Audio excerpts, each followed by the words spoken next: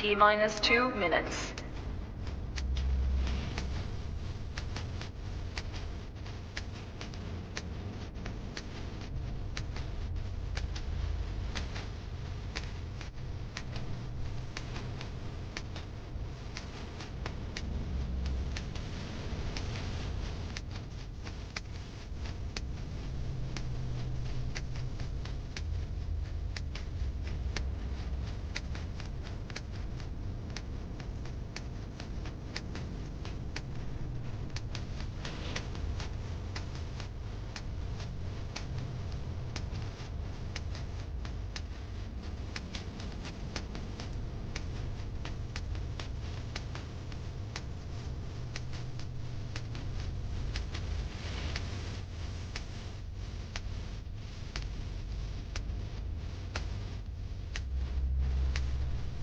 T minus 1 minute.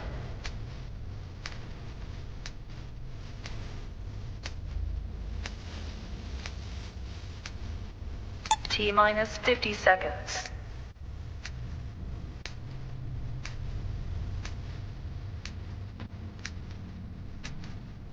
T minus 40 seconds.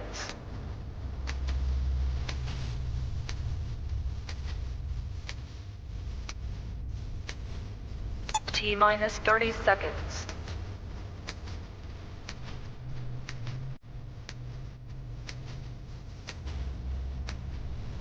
T minus 20 seconds.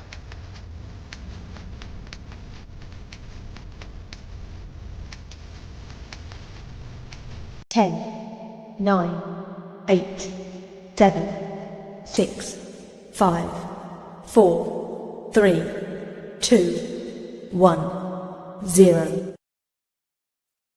Hey everybody, how's it going? Welcome to the stream. We're going to be just kind of talking about stuff today, talking about what potentially we could see going forward in the crypto market. Is this a bounce and we're going to continue to make another higher leg up, or is this a little bit of a bull trap and we're destined for some trouble? We'll talk about all of that today, and then also just we'll add a little bit of some celebration over 10,000 subscribers, as well as officially being on YouTube for over a year as well. So hit both of those kind of within a couple days of each other. So I figured it'd be good to wrap those. I hit 10,000 subscribers over last weekend, but I was sick. Still am a little bit sick, but I'm kind of coming out of it. So I figured it'd be a good time to chat and go over things this week. So of course, per usual, obviously happy to answer any questions and interact with any, thoughts or things that anybody might want to discuss. But we'll just kind of let it be fairly free flowing and go from there. So first off, we'll do some intros. Wally, welcome. I appreciate it. I got my I got that made from some editors a little while back. I think it's pretty cool. Paul, welcome back. Thanks for joining, Paul. Not a financial advisor. I know what Tyler likes to say, but definitely not a financial advisor. Looks like Basic Islam TV. What's a licensed CPA? Basically, it means that I know how to do accounting in the US is basically what it is. I'm an accountant by trade. So that's kind of that's what I do during the day. And I talk about crypto during the evening and I guess currently the afternoon. But cool. Let's see. Are you talking about Block? I mean, I can talk about Block. We can discuss it. I haven't really done too much with Block so far. So we can kind of discuss that live on stream if we want to go that direction. And then also, let's see, you've got, really appreciate it, Paul. Kind of onwards and upwards. We'll continue making content, continuing to hopefully provide value to the people that are watching. And, I kind of figure that the rest will take care of itself from there. So, hey, Super Matt, welcome. So good. I don't know why this isn't showing emojis, but I'm assuming that's the British flag is what it's showing there. XPR, I'm assuming you're saying XRP. We could talk a little bit about XRP as well. Honestly, I've got the crypto bubbles loaded up, so I can pull that up here really quick. But there's a pretty clear winner today, as we're seeing some bounce happening today within crypto space, but we're also seeing, you know, back to green day, week, month, and year, which is kind of interesting. So let me share my screen here. I should have got this loaded up before, but alrighty, here we are. So we can see this is the day on Crypto Bubbles. I will give you all a second. I think there's a little bit of a delay in the comments from what I can see versus what's going on in the video, but to make this a little bit more interactive, let's see if you guys are seeing a little bit of what I'm seeing. There seems to be one industry in particular that seems to be kind of punching above its weight class within kind of the crypto bubbles today. So I'm sure if maybe you guys will take a second. I'll read some comments while I get some comments coming in on that. Hard work's paying off. Yeah, it definitely it's been a long road to get here, but yeah, I definitely am super appreciative, and it's been great. You know, I've really enjoyed it. Everybody's been fantastic. I've been super grateful for all the support. Let's see. Yeah, block chart. Okay, yeah, no, we'll check out block. Am I holding Caspa? Yes, of course I'm holding Caspa. I do like Caspa.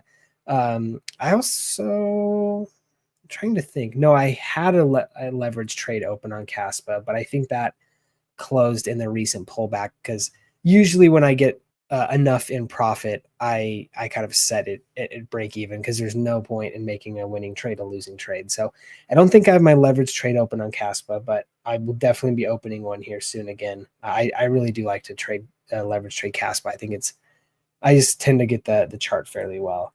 And then XPR. Okay, I'll check out XPR. Never heard of it. But yeah, I can always take a look. There's so many things, so many things going on here in crypto. It's hard to keep up with everything. Accounting deficit to the left, credits to the right. Yep, that's the way. So that's awesome. And yeah, let's see. Congrats on 10K. Me and Doc are going to 20K soon. Yeah, that would be fantastic. Doc is another one who's really, really good. I think Doc's fantastic. So he continues to keep growing along as well. And I definitely keep tabs on his channel a lot. And we also chat fairly frequently too. So yeah, definitely excited for him as well. He'll be hitting 10K here soon, hopefully as well. But ETH blockchain running good. Yeah.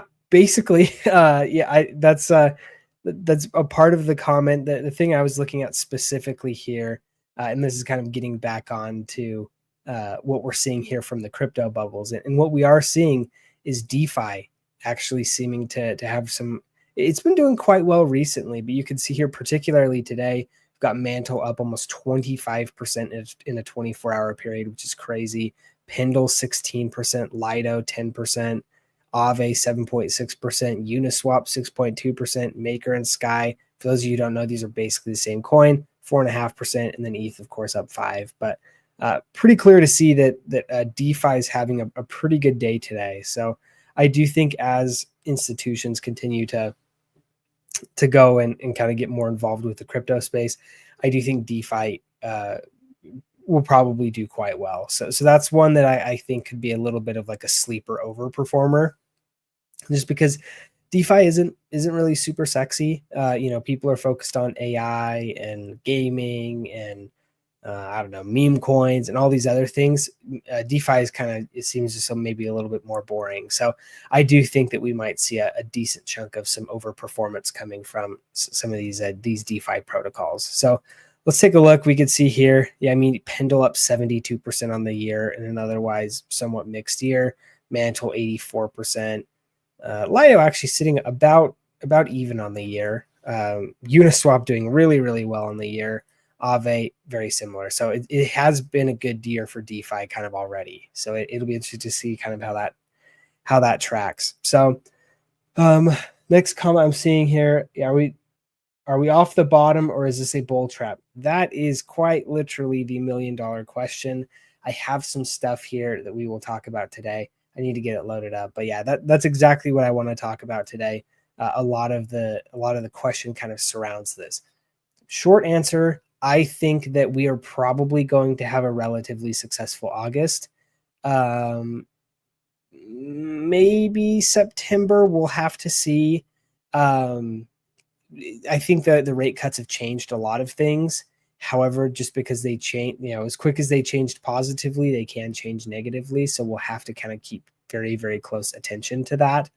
And we'll just kind of see how it goes. But at least for right now, I'm feeling pretty good that August will be relatively decent.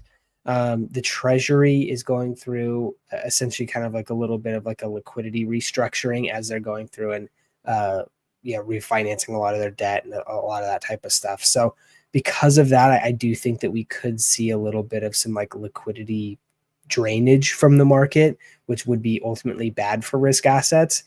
So that's why I do think that September could be relatively bad, although there is the possibility of getting rate cuts before the rate cuts. And I think that's why there was a lot of selling off kind of prior or after the Treasury meeting, was because without rate cuts in September and this like the liquidity rebuild and stuff going on, like there's definitely going to be a period of time in which things are going to look a little bit rough. So maybe the rate cuts counteract that a little bit, and maybe we get to more of like a net neutral type of September. Hard to say, but I think kind of, short answer, I'm feeling pretty good about August. I do think there will be probably another decently sized bump in the road. And then I think we could really start to see things kick off. I'm really not looking for the market to go absolutely parabolic until we see the Clarity Act passed, until we start to see some of these altcoin ETFs getting passed. There's the Project Crypto that the SEC released the other day in terms of like trying to make crypto, or the US the crypto capital of the world. There's a whole bunch of things coming with that are not here yet, but they will kind of officially take place probably in Q4 of 2025. So, probably in about 2 to 3-ish months from now.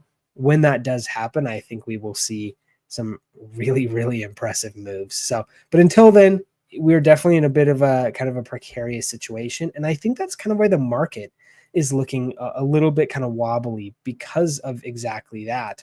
I think people are really trying to get a better idea of where are we even at exactly in terms of specific timing. And I'm going to be pulling up a couple of charts right now just so we can look into a couple of those.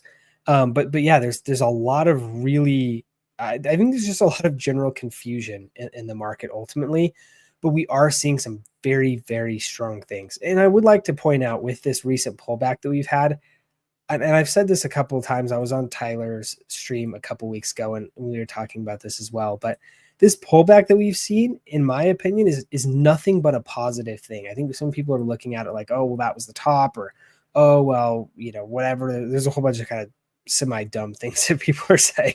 And in my opinion, I think it's all wrong. I think this is exactly what we would have wanted to see, to show that the market is moving in the right direction, but it's also not getting overheated at the same time. So that is kind of exactly how I feel about it. I am also just trying to get logged in so I can, this is not what I'm wanting. Let's do this. Hold up. Trying to get logged into my BloFin account so we could take a look at Bitcoin as well. But anyway, let's see.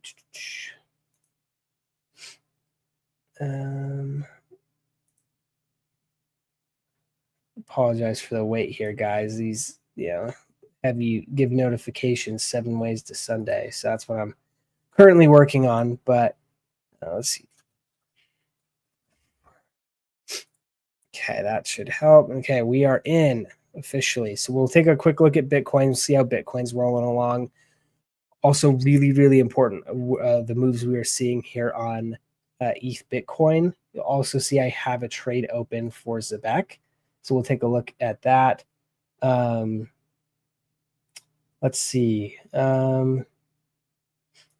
Is the price front running the Fed cut for September? So yeah, I think kind of TLDR, boiling it down to simply, yes. But again, I think it's strange to me because I do think the crypto market places undue importance on rate cuts.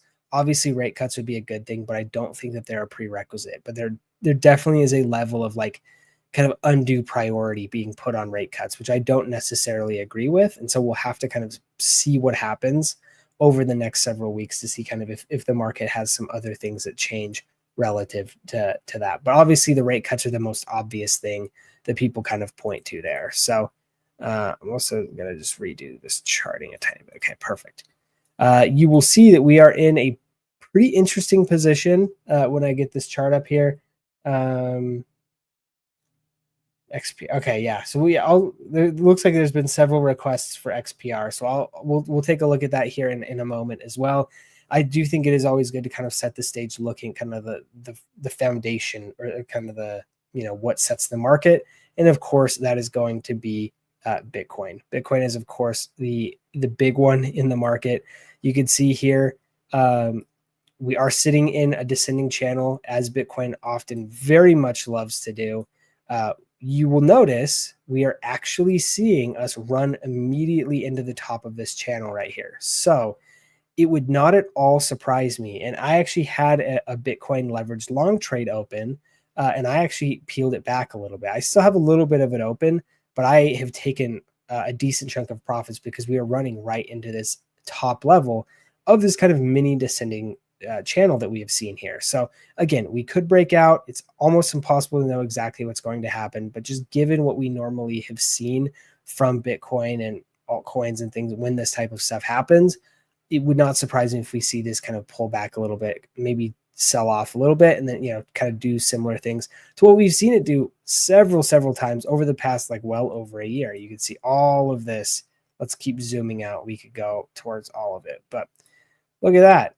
8-month long descending channel. Well, look at this, like a much steeper, but like 3 or 4 month long descending channel. Look at this one. Oh, like a 6-week descending channel. So we are seeing the exact same thing happen here. So my Bitcoin trade, like I said, that I had open, I have peeled a little bit off of because of exactly what we're seeing here. We are running into the top of this. Maybe we'll see this come back and bounce down. Maybe we'll see it break through. It's really hard to say. The important thing, though, is we're seeing Bitcoin kind of do what it has been doing. But the thing that's changed here, and this is why I think so much of what we're seeing from the crypto space is actually looking fundamentally different than it did before, is let's look at ETH Bitcoin. If you look at ETH Bitcoin, look at what it's been doing. Basically the entire time that Bitcoin has been doing this descending channel breakout. Well, ETH Bitcoin has just been going down. Well, now we're finally starting to see it actually build higher highs, higher lows. And even right now, in the very, very near term, you could see we're actually breaking through this level of resistance. Now, we have been wicked down before, so there is always the possibility that we potentially do wick down a little bit. But if we continue to run, like at this point, we have broken through, and we could continue to run through and see ETH continue to gain towards Bitcoin, which again, this is fundamentally very, very strong news that we could potentially see a shift happening in the market that is moving more towards altcoins and away from Bitcoin, which is essentially where it's been for the past several years. So RSI is, of course, continuing to stay very, very strong, but it is kind of coming back a little bit. We're seeing the Bollinger Band squeeze again. There's a lot of stuff going on here that, in my opinion, does indicate good news. Next, if we look here, again, total to market cap, we saw a little bit of some pullback coming on for altcoins, but we are seeing, again, a little bit of that rebound. We're staying very crucially within this high liquidity zone here, and that's what we want to see overall. So potentially, some good stuff coming here as well. Again, we don't know for sure. Maybe this is a bull trap. I am doubtful.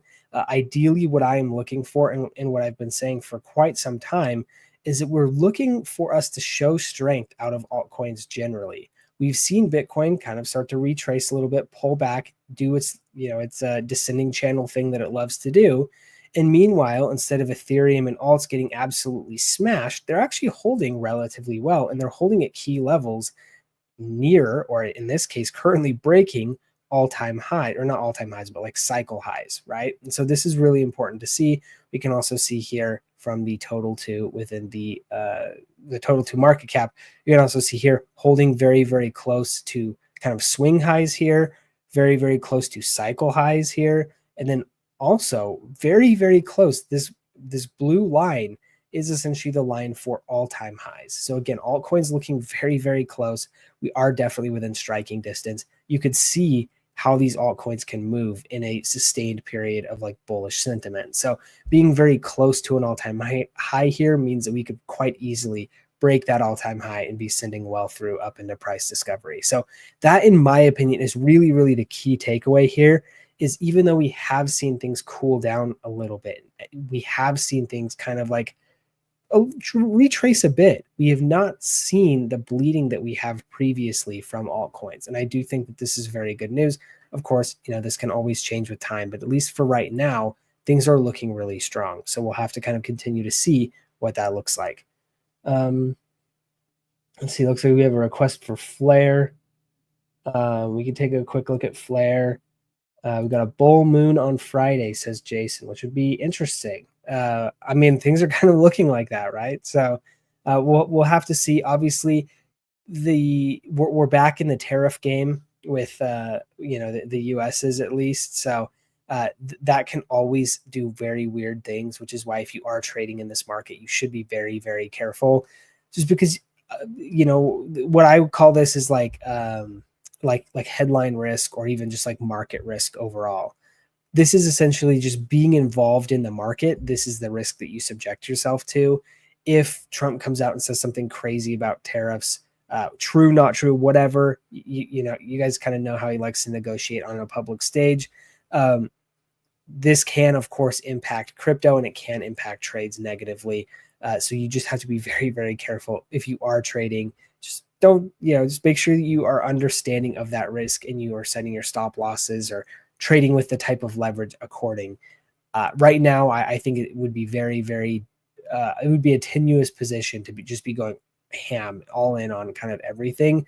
There, I think there's definitely some upside here, but there is also definitely some downside. So let's go ahead and we'll take a quick look at some of these cryptos that people are wanting me to take a look at. So first off, we had Wally. I think that they were looking for me to talk about Block. It's Block Games. Looks to me, I'm assuming that's what it is. Let's take a look.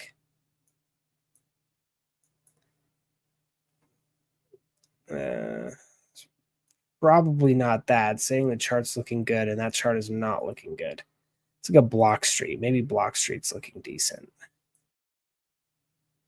Not really either. So maybe Wally, if you want to tell me exactly what block you're wanting me to look for.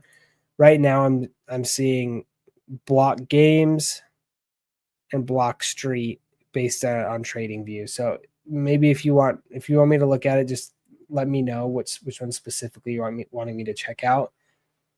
Until then, I will go look at XPR. We can kind of take a look at that one. And we could see XPR Network. All right, let's see what XPR Network is doing. So first off, we could see a couple of different things. XPR is holding a relatively decent structure. It is kind of sitting at all-time highs currently, or not. Definitely not all-time highs, but swing highs for sure, or cycle highs. And we could see right here, this has, of course, been a level of resistance. We're seeing this kind of happen actively. So we'll have to kind of be careful and kind of see what happens here. I do think, again, this is what I would be looking for if I were actively looking to trade Block. XPR, excuse me. Couple of different things. Of course, we are pushing a little bit outside of the Bollinger Bands here. So that does offer a little bit of caution.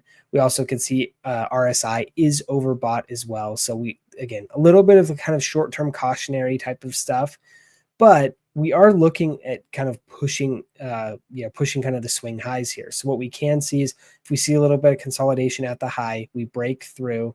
I'll draw a little bit of this. We see some consolidation at the high here. We break through, retest, and then have a bit of a kind of a bounce off of this now support.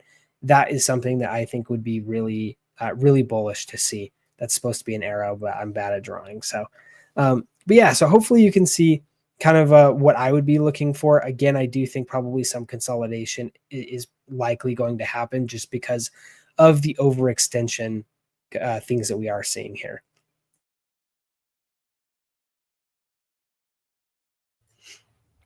Apologies, I'm still a little bit under the weather, so I got a cough a little bit, but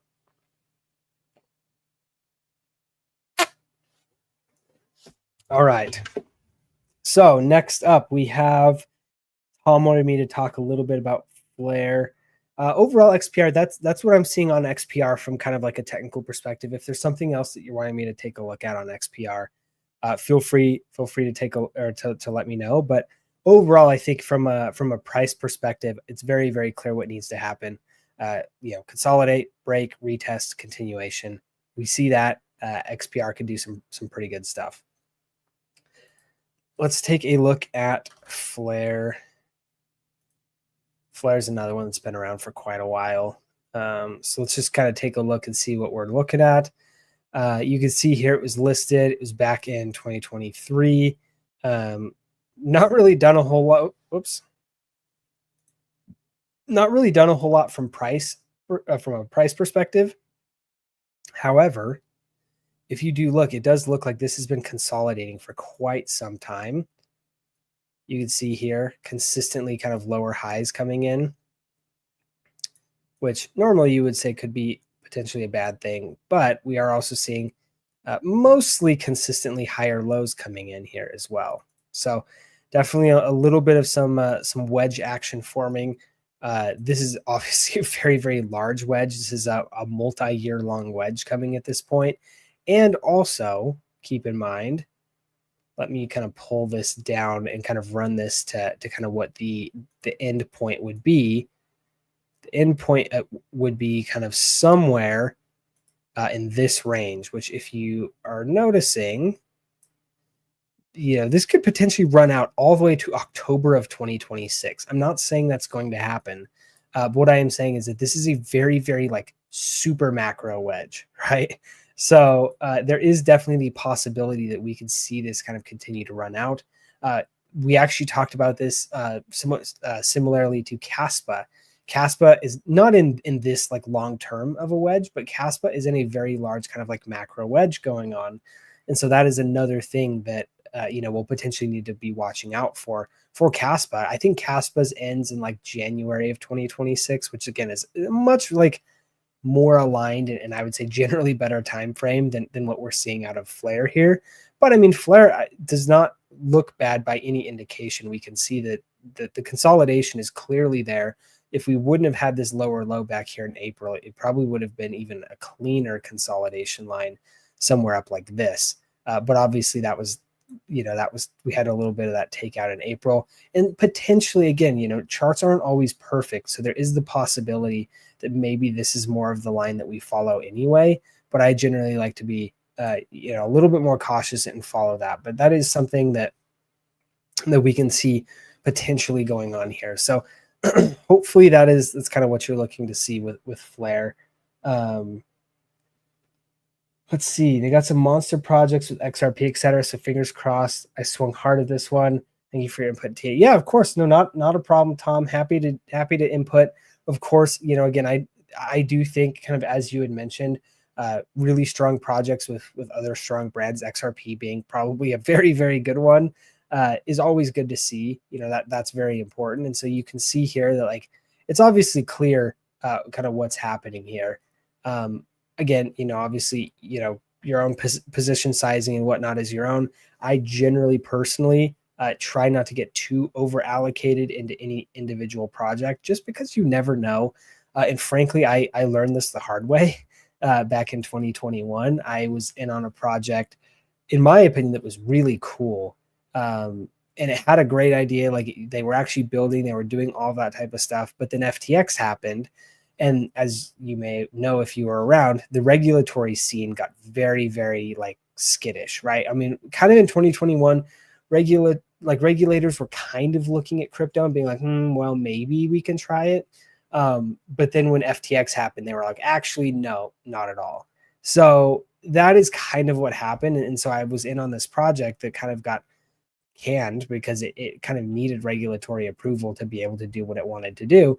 And it just ended up going under because of kind of wrong place at the wrong time. So again, sometimes it's just not even about what your project is doing. It could just be, could be kind of collateral damage in a larger puzzle. So just be careful there. Again, I'm not here to offer kind of financial advice or anything like that. It's just something to think about, I would say, if that's something that you're kind of looking at. So anyway, yes, that's what we got.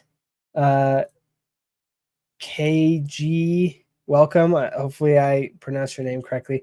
I like that profile picture. That's a cool profile picture. So sorry to hear that. I learned too. I'm diversified. Okay, great. No, that's good. Of course, obviously having heavier positions in high conviction is really good. But yeah, just I always like to say if you haven't figured it out, you will definitely. So let my mistakes learn kind of for you, hopefully. But yeah, no, that's good to know. I obviously it is a good looking chart and it looks like it's doing well. So yeah, I'm happy to see that. So hopefully we'll see some nice moves from a lot of different crypto projects later on in this year. I definitely think that the stage is being set. One of the things, let me pull up X really quick, just because I don't have access to a Bloomberg terminal. But for those of you who are not familiar, we'll be taking a look at the altcoin ETF approval odds. This is something that is pretty interesting. So you could see here, okay, yeah, most recent one was on June 30th is what it looks like. Let me pull this up to full screen. All right, here we go. So why is this not? There it is. Okay, cool. So you can see here, this is a post. This is a screenshot from the Bloomberg terminal. This is essentially where like a lot of financial data and stuff is held by like financial analysts for what it's worth. But you can see here, you've got the basket or index. This is at a 95% odds of approval in 2025. You can see here Litecoin, 95%, Solana, 95%, XRP, 95%, Dogecoin, 90%, Cardano, 90%, Polkadot, 90%, HBAR, 90%, Avalanche, 90%, and now Sui even down here at 60%, with Tron and Pengu of all things here at 50%. So really, really interesting here. You can see these are sizably lower because they don't have CFTC regulated futures. Basically everything else does. But yeah, pretty interesting. So I'm very interested to kind of see how this ends up working out. If, in my opinion, we start to see several of these ETFs get approved, that's going to be major news. So this is going to be something that I would be watching very closely. Of course, you could potentially have institutional access to things like XRP, to things like Solana, to things like Polkadot, of all things.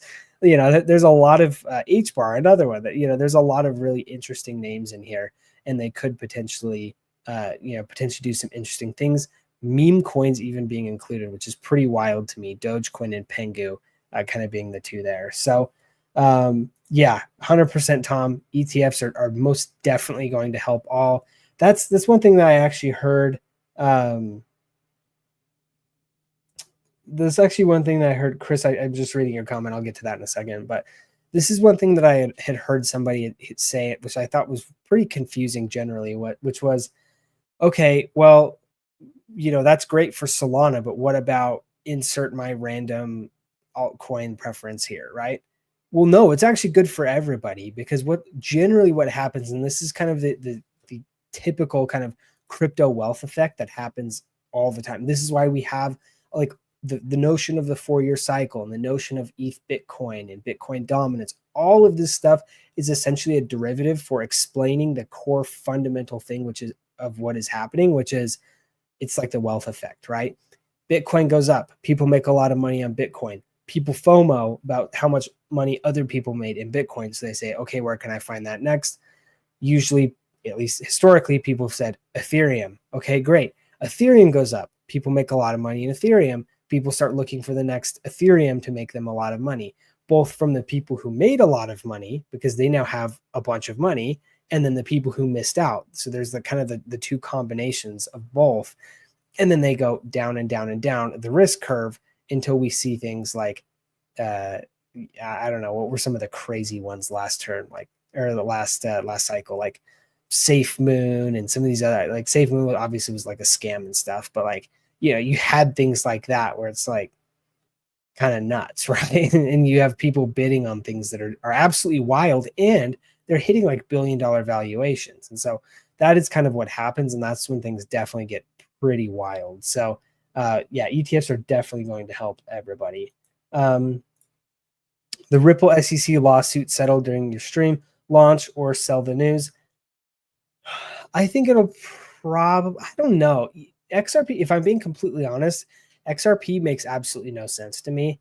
There's a lot of like, I would imagine that it probably runs a little bit. I don't think that like the XRP community is crazy enough that I don't think they're going to sell any news ever. Especially with like just kind of how strong the community is, and especially some of the price predictions I hear like make actually no sense. But people believe it, and I like that's really kind of all that matters. So I think, and actually let's go take a look at XRP, because if you look at the XRP chart, there is not a stronger chart in crypto. And I would even probably say including Bitcoin. That might be crazy to say, but like, just look. Okay, so let's take a look. Most definitely over of all the altcoins, but you can see here. Here we saw, you know, XRP doing XRP things. We get to the US election. XRP just absolutely moons. And then we see it kind of do a little bit of some consolidation over the preceding couple of months. And then we see it break out again. And here it is. Yeah, it actually looks like it's pumping right now. So there's probably your answer there. It looks like it is going to jump a little bit. Always be careful with this type of stuff, just because market makers will wash liquidity just to liquidate people for fun, because it's basically free money. So just be careful with that. But yeah, you can see here, obviously, XRP bouncing a little bit. How high it goes, how far it goes, all that type of stuff. Of course, I don't know. But it's looking really good. And if you see, like, look at how it's held compared to basically every other altcoin. And you could even say, like, you know, it's looking comparable to Bitcoin. I'm trying to find the price range. So you can see here, we go from the top to the bottom. You see the max drawdown here of about 51%. So Bitcoin was probably close to 35%, I think. So it did draw down a little bit more than Bitcoin, kind of from top to bottom here. But if you look at like Ethereum, I think it pulled back less than Ethereum. Most altcoins gave back like all of their gains that they made kind of after this run up. It's held very, very well. So XRP itself has actually been holding pretty rock solid. I'm pretty impressed with XRP. I personally don't hold any XRP anymore. I had some XRP. I kind of sold it off during this run. You know, maybe that was a bit of a bad idea, but personally, like I said, XRP just doesn't really make any sense to me. And rule number 0 of investing, at least in my opinion, is don't invest in things you can't understand. And obviously Warren Buffett agrees with me, because that's his quote. So, okay. Let's see. It was Block Street. Okay, I'll have to take a look at Block Street again, and we can check that out. But how well do you think XCN Goliath will fare? Honestly, so, and this is, and I'll be completely honest in this, like I don't have a ton of like research, or like I've not spent hours and hours of research on XCN. Because of that, I haven't built like an extremely strong level of conviction. I know what's going on with XCN quite well. To me, the play for XCN, at least in my mind, is fairly simple. And that play is essentially, it is an XRP beta play. That might mean it might work. It might mean it might not. I don't actually know, but I feel like it hits on a lot of the same things that XRP does. And so I think it can do well for that. We'll have to see. If you look here, you can see this is the XCN chart. It had a pretty decent level of consolidation. We saw it break out. Now it's just kind of, you know, wobbling along here. It does look like we have a little bit of some support kind of at like this level. You could even maybe say this level too. I would probably call it like a range between here and here. This is probably like a zone of high liquidity. You can see that, you know, all the way back to here, seeing the wicks in here, all this type of stuff. So I would probably call this general zone like a zone of high liquidity. And then, you know, hopefully we continue to hold this. With that, if we continue to hold this, I think it's looking good. You know, overall, like if you take a look, that's kind of the zone right there.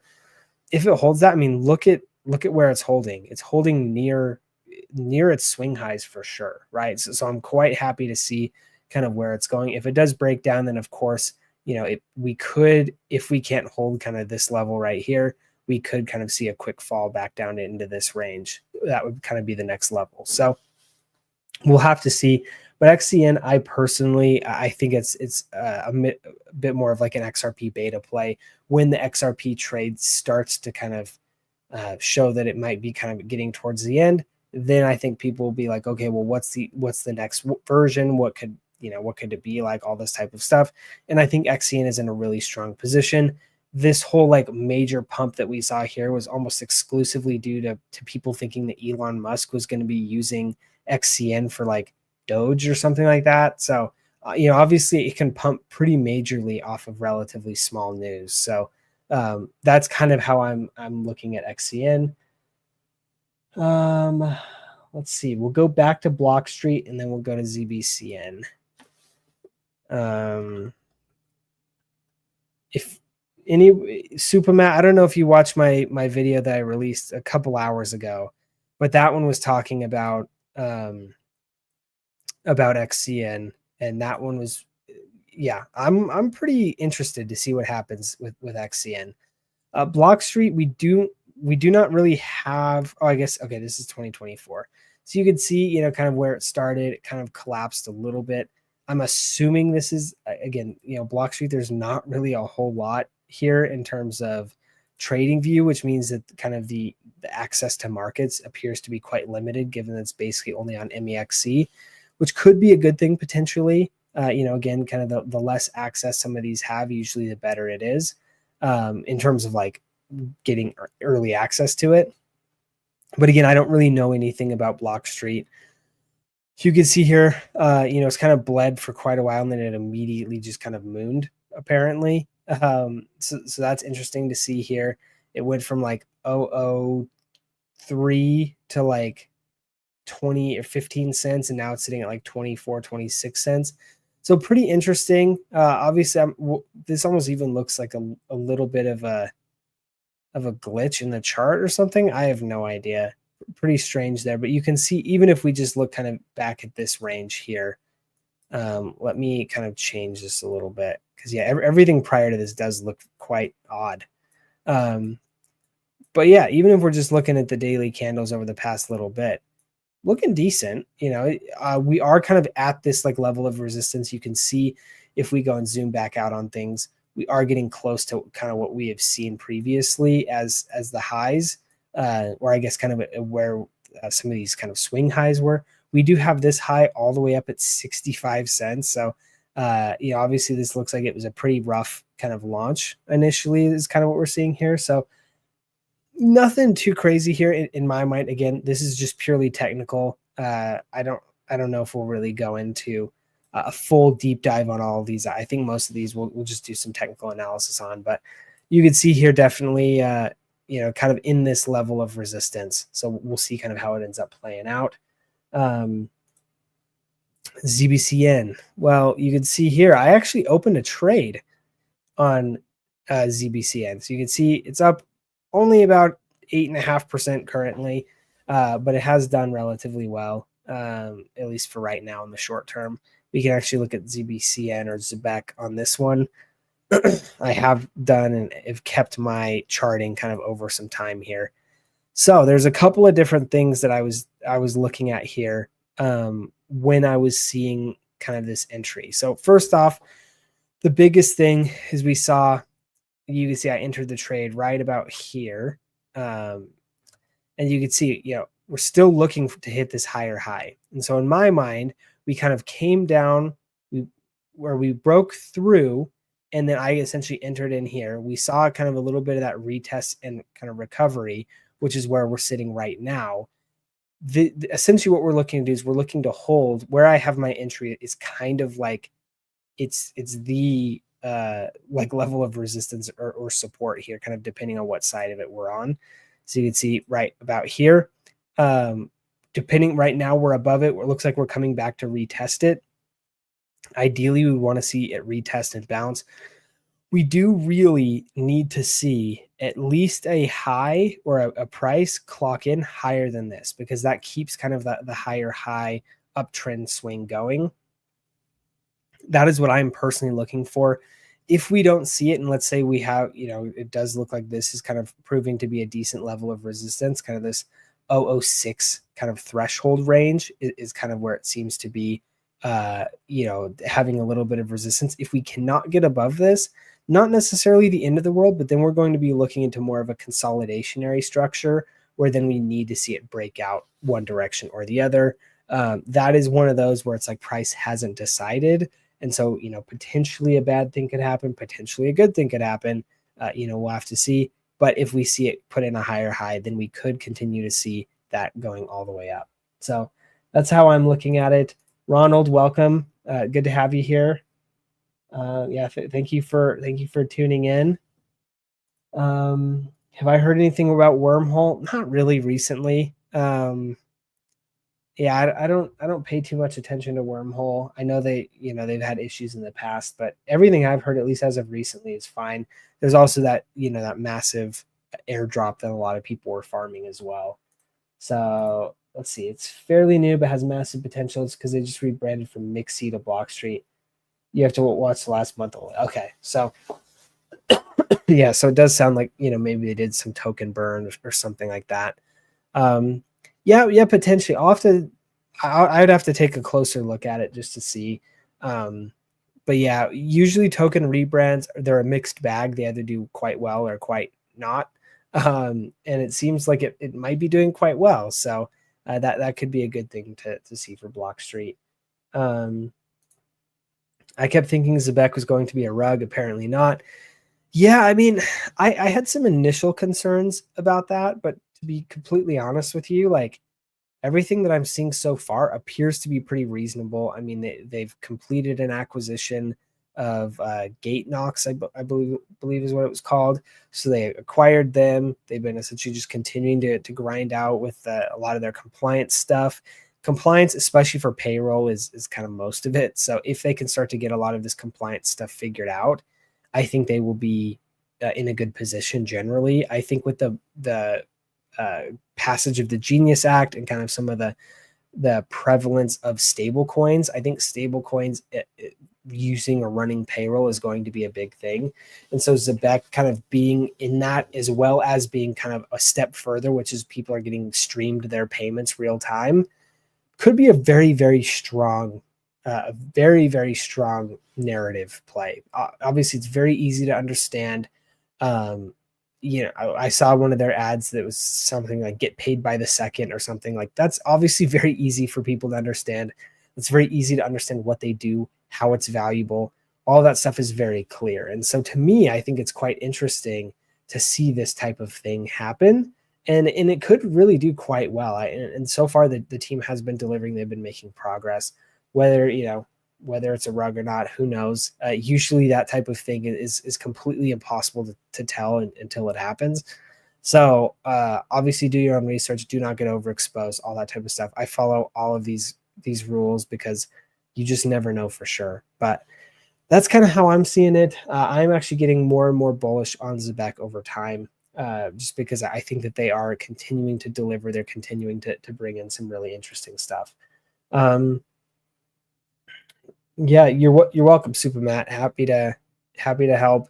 Hopefully that was helpful. If you have any other questions or anything, let me know. The other thing I will take a look at is Simple AI. I think Simple AI is really cool. I talked about them in my video earlier today as well. I wanted to talk about them just because this is how it always goes. I know this is how it's going to go, but I'm at least going to try my darndest anyway. So let's take a look at Simple AI. Usually how this is going to go, if I bring this up,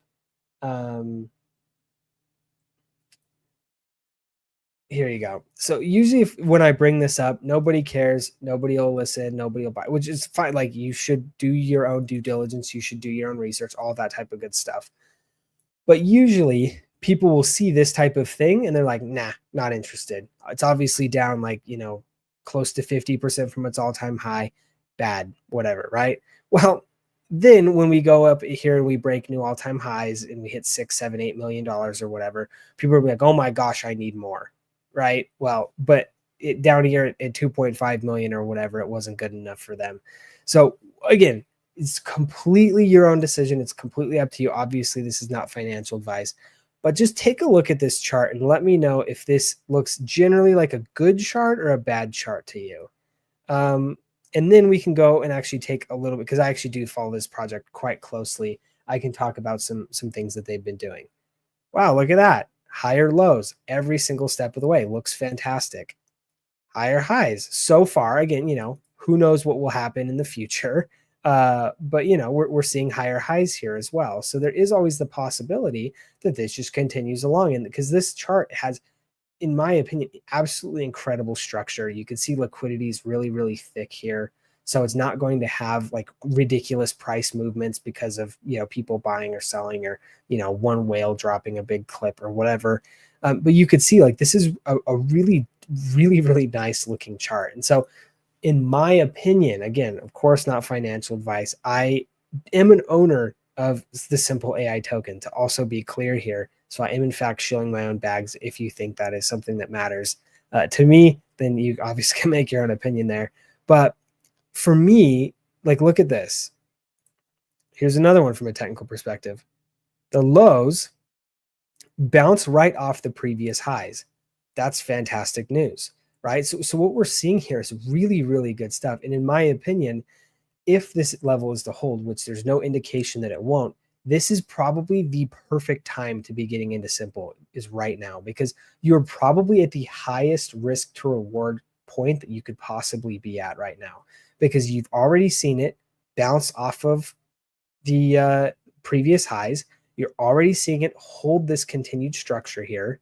And, you could change it a little bit to like this if you want, and you'd say maybe we're running a little bit behind on it, but we've now pulled back into it regardless of which way you view it. Like, this is probably the highest risk to reward play that you can make right now, in my opinion. Again, obviously the risk is incredibly high, but the reward is also incredibly high. I mean, you could be looking, if we top out here around, 7, 8 million, maybe we go even higher. Maybe we see something in the 9 or 10 million range. You could be easily doing a 3x on your money within the span of a couple months or a couple weeks or whatever. So again, of course, this is not a recommendation to buy. I, of course, have my own convictions. I am a holder of the token. I will disclaim this into oblivion just so nobody can possibly misunderstand what I'm saying here. But obviously, we've been looking at charts. You can make your own decision here based on what we've gone over. But I do think that the Simple AI is a really, really interesting project. Also, you can check out their Twitter. One of the things, in my opinion, that's actually made me so bullish about Simple AI, and you can check the video that I made this morning, because I talked in a little bit detail of some of the comparables. Several of the comparables to Simple AI are 10 to 40x larger. So that could be, again, potentially a 10 to 40x in returns here, if they are able to kind of punch at the same weight that their competitors are. So that is how I'm viewing it right now. We can see, if you want to check out their Twitter, as I was mentioning, they ship a ton. They're constantly doing more work. They're constantly doing revisions and all this type of stuff to their product. They're constantly shipping new products. They're constantly doing a whole bunch of really interesting stuff. So that's my opinion. Do you have a good idea of buying dollars, or I'm assuming buy in price for Zebek? We can go over that in a second. We'll take a quick look at that. And then I keep hearing AI is going to do much better next bull run. It is not as much this run. I actually don't know if I believe that. The reason why is because if you look at previous particularly in crypto, if you look at previous bull runs, the newfangled crazy technology that nobody really knows how to use is usually the stuff that does the best.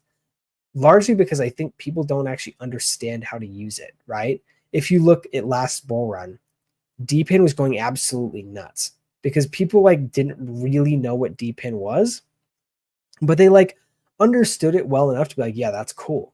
Now, if you look at DePIN, it's like, well, yeah, DePIN's cool, but like we kind of understand how it works and there's some underlying like metrics to it, right? I personally, I don't know that I agree with that. I actually think AI will do incredibly well this bull run. It's all anybody can ever talk about. It's all in the traditional markets. I can't imagine why it wouldn't kind of transition over or kind of port over almost perfectly into the crypto space, plus a little bit more added speculation and volatility, because that's what people in crypto are used to. So that's, of course, my own opinion. You are more than welcome to a different one, but that's kind of how I see it. So let's take a look at the kind of the price for ZBEC. So here is kind of how I have it. You, of course, can see I have my trade open. This is just a 3x long, so it's very, very low leverage. I am not looking to get liquidated on this type of trade. I think that my liquidation point is like somewhere down in this range, might even be below this point. I can't remember exactly. I think it might actually be below this kind of swing low. But the way I see ZBEC currently is there is probably kind of two ways to look. Right now could be a decent level because we're looking at kind of a decent level of support. Again, everything always depends on what you're like, through what lens you're viewing this trade, right? If you're looking for a short-term trade, right now, potentially seeing a retest and bounce off of this level of support, probably a good time. If you're looking for like the best possible time to accumulate ever, maybe it's down like at this range, right? We try and actually, we do break out of this generally positive and bullish upward trajectory. And then maybe we break out and we look at this level of support. That could be like a long-term accumulation type of point. Maybe we go and we see kind of, this level of trend line moving along. Again, not perfect, but you get the idea. You could see, we're continuing to hold this upper trend line. So maybe if we ever go back and touch this trend line, then this is a good place to buy in. Ultimately, you never know. How I like to do it is I like to kind of, I never go in or out 100%. So I'm always just looking essentially to see like, well, what is this? Like, is this a good time now relative to where we're at? I think right now you can see we're holding a pretty strong uptrend here. Again, a lot is happening with kind of what we're seeing on this red candle here. So if we don't see a bounce and we continue to see this break through, probably not the best idea, but that's okay. Like this is why this is a low leverage long that I have open. I would probably be looking to get into more here. I actually had orders open when we saw this start to retrace a little bit. I had orders open down here. Of course, they did not fill because we saw a little bit of a bounce here.